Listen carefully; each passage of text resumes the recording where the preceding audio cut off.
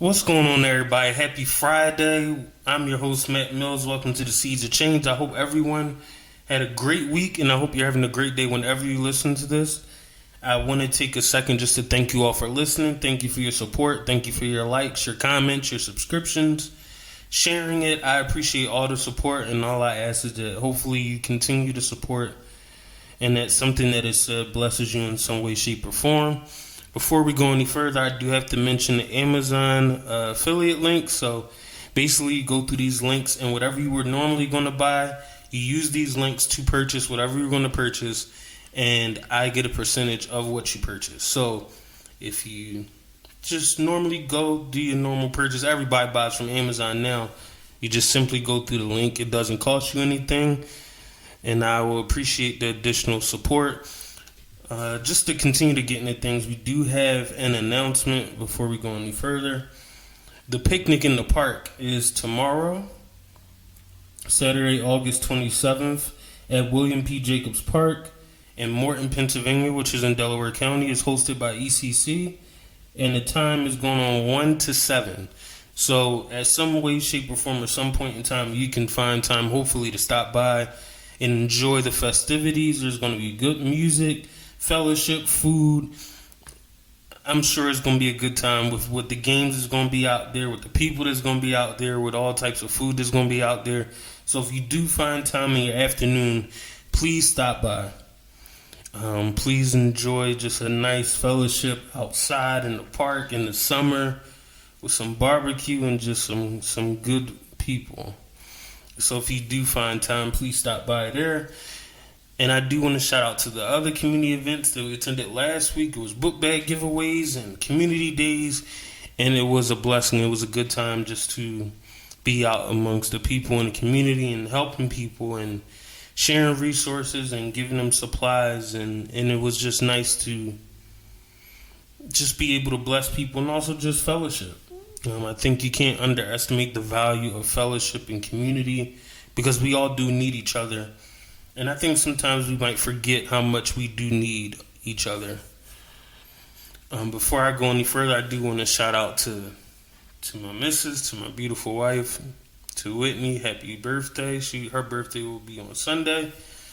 So I do want to give her a shout out, and I just hope that I'm appreciative to have her in my life, and I hope that she enjoys her birthday and feels just as blessed for being able to see another year.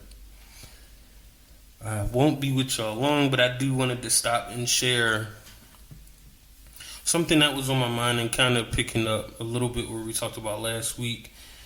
I do want to read a verse from Psalms 27, and ironically, it is the last verse, and it's a verse that we reread a lot, and it simply says, "Wait on the Lord, be of good courage, and He shall strengthen thine heart." Wait, I say, on the Lord. And the reason I wanted to go to this because I think that with all we have going on in life, and I think a lot of times we face different issues. For me, it was disappointment, it was anxiety. Some of us experience loss, some of us experience frustrations, and I think that we will very quickly tell ourselves how we shouldn't feel the way we feel. Or we quickly get influenced by other people for them to tell us how we shouldn't feel. Whether that's because of faith reasons, whether it's because we're men, or because you don't have time to feel that way, where sometimes you need to feel the way you feel.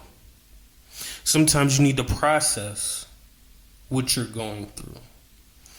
And the reason to wait on the Lord is important because if you didn't receive your direction from the Lord on how to handle how you're feeling or where you are, you shouldn't give other people that level of power over you. And wait on the Lord is very simple and it sounds very easy, but the truth is, He's the one that's going to give you the answers you seek.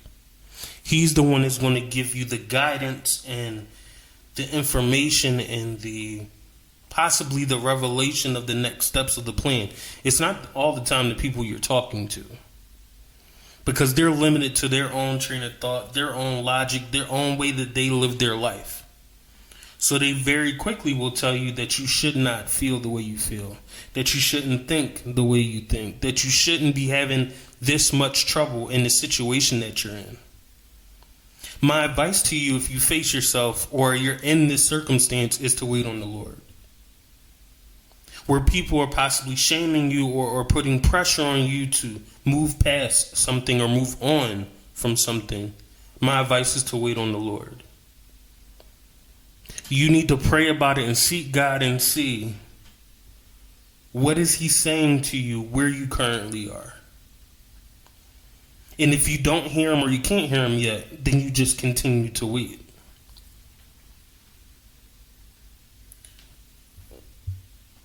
The other thing in connection to the waiting on the Lord that I think is important is to be of good courage.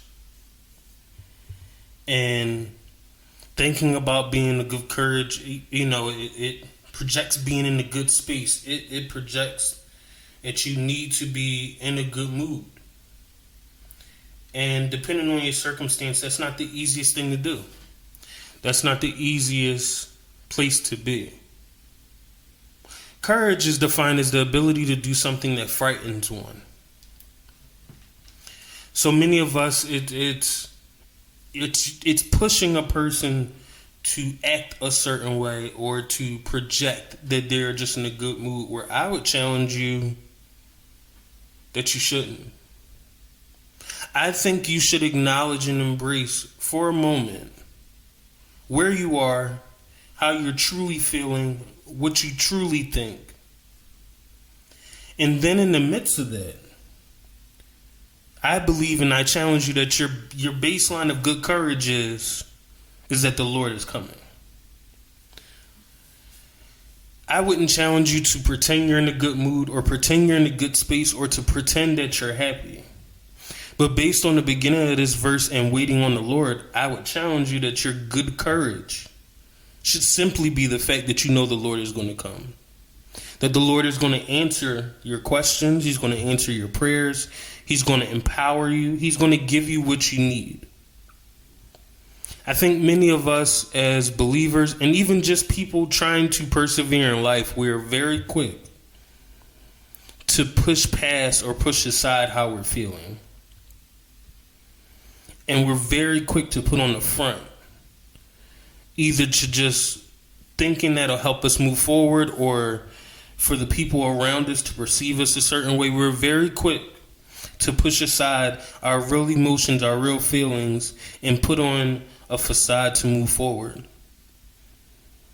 Well, I would say that that's not the healthy part. That's not where we should be.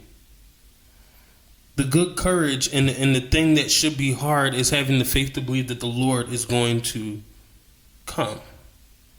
That He's going to comfort you. That He's going to meet your need. Is where I would challenge you your good courage should be. Because the third part says He shall strengthen thine heart.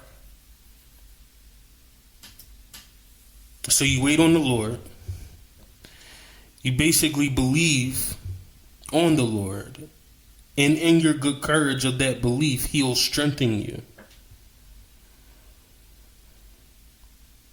We have to be honest about where we are. Whether it's a mental health difficulty, whether it's sadness or bereavement or pain, anguish, we have to face the reality of who we are and where we are. This is not the time for us to put on facades and put on masks because we think we have to keep up an image. I challenge you to embrace who you are and where you are. And allow yourself to feel the way you feel. Whatever that may be. Say that and express it to God how you feel. And then have the faith and the courage to believe that the Lord is going to answer. That the Lord is going to strengthen you. He's not going to leave you or forsake you. And He will do what's necessary to to support you to make it through. So don't be afraid.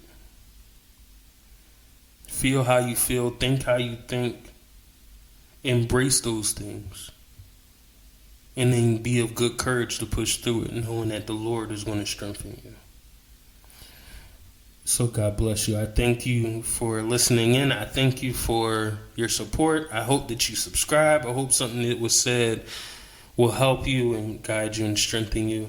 And until next time, I hope that y'all have a blessed weekend. I hope that you take time to enjoy yourself. I hope that you take time to share time with your loved ones, because time is a precious thing and it's not something we can get back. So you should always make the most of it while you have it. Have a good day.